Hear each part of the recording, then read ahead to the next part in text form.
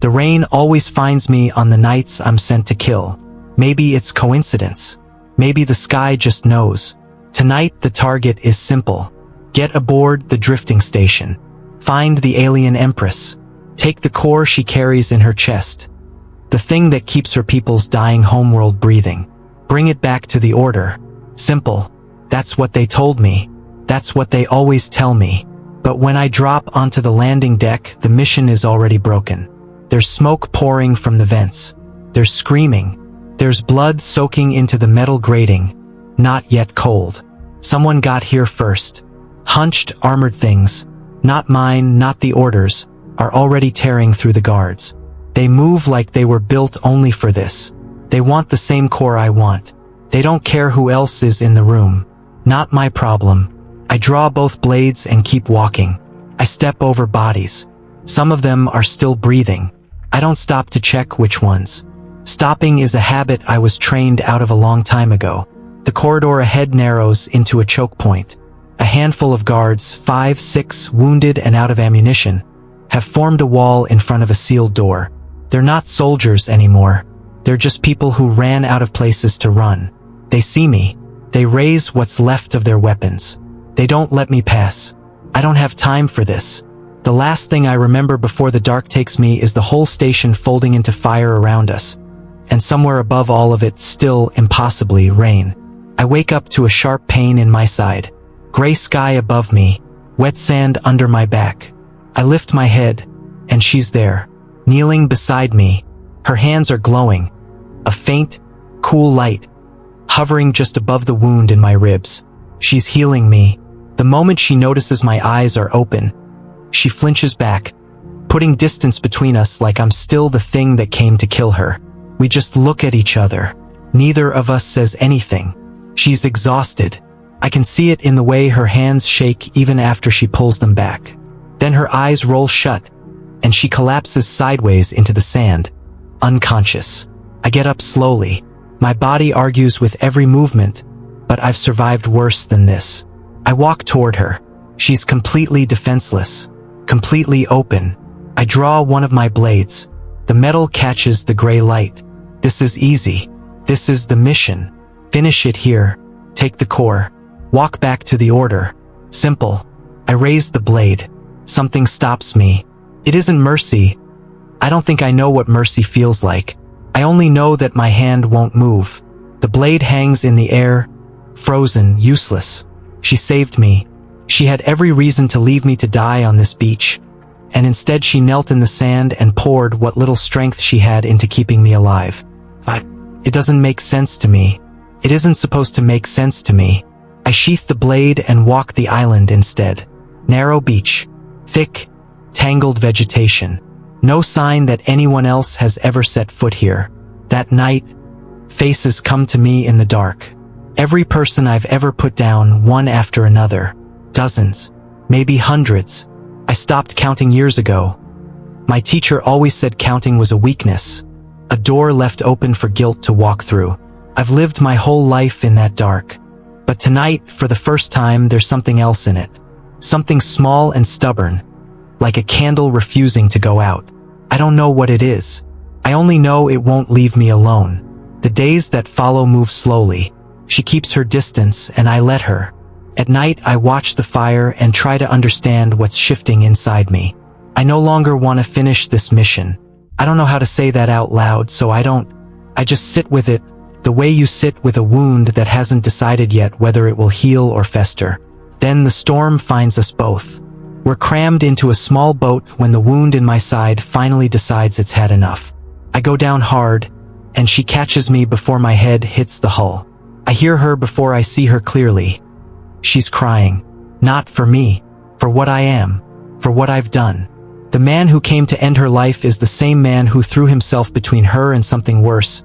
And now that same man might die in this boat, in the rain, in front of her. The irony isn't lost on me, even half-conscious. Her hands glow that same pale blue I already know by heart. She's trying to heal me again, crying harder while she does it.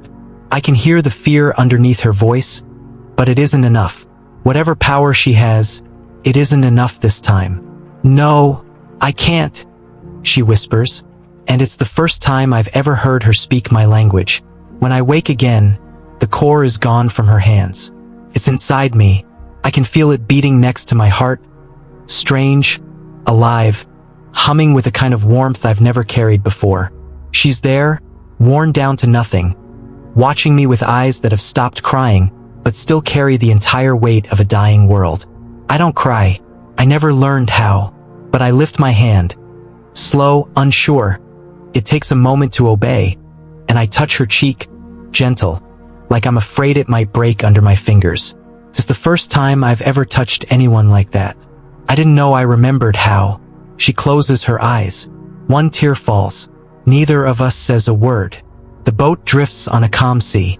The rain for once has stopped. We reach another shore by morning. She sleeps in the bottom of the boat, worn through, and I let her rest. I anchor us and go out alone to scout. Rocky coastline, sparse growth, fresh water maybe 100 meters inland. It'll do. I catch a fish among the rocks.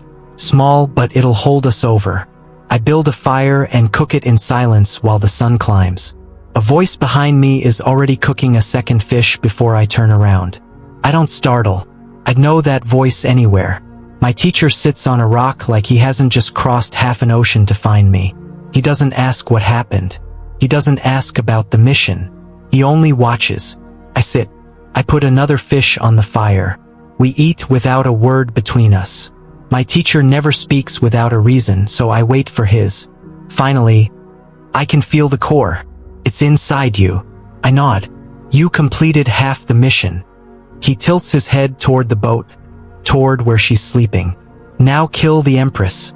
Take what's left. Come home with me. I shake my head. No.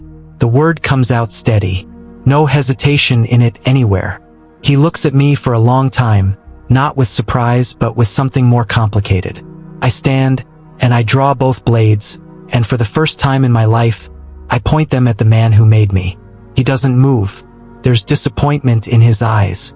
But there's something else too, something that might impossibly be pride. He rises slowly and draws his own weapons. So, real combat then. He finally lowers his guard, lowers his blade, and looks at me. When I pulled you out of that pool of blood, your eyes were empty.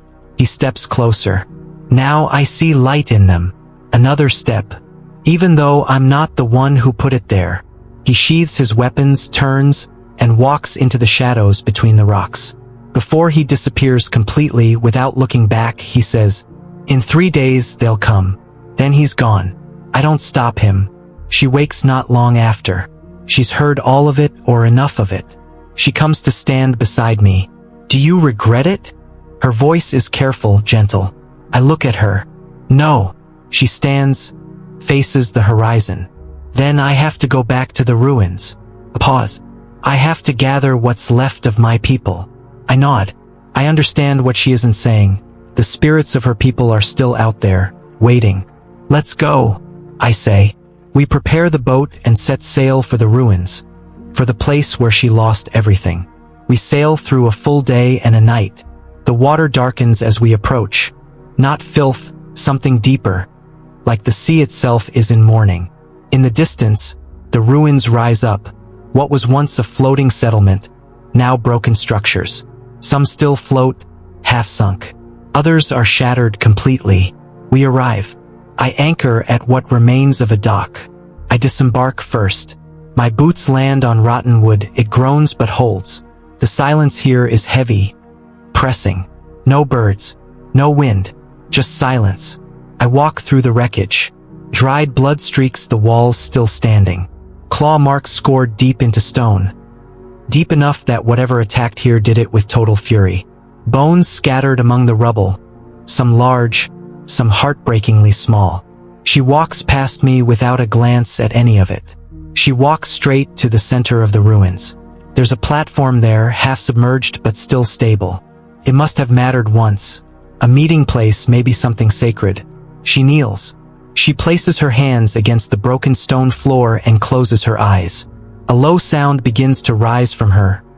Not song, not language, something older. A calling. Faint lights begin to gather around us. One, then another. translucent shapes, barely visible against the gray sky. Everything left of her people. Slowly, one by one, the spirits drift together into her open palm, small lights floating over her skin like stars someone managed to catch. The core in my chest beats harder. I can feel it responding, like it recognizes its own, like it wants to rejoin them. She opens her eyes, looks at me, her palm full of light. They're here now. Her voice is soft but certain. I look at the horizon. The sky is darkening, not nightfall. Something else. A shadow moving closer. The others are coming too, I say. She nods. She doesn't need to say anything else. I draw my blades. I wait. The sounds of a long fight. Impacts, cries, the storm of it. I've watched a lot of things fall in front of me over the years. I never once imagined that someday I'd be the one to lay my blade down. The rain finally has stopped. This project took a lot of time, effort, and heart. If you enjoyed this story, a like and a subscribe means more than you know. Thank you for being here, and a special thank you to everyone who supports the channel.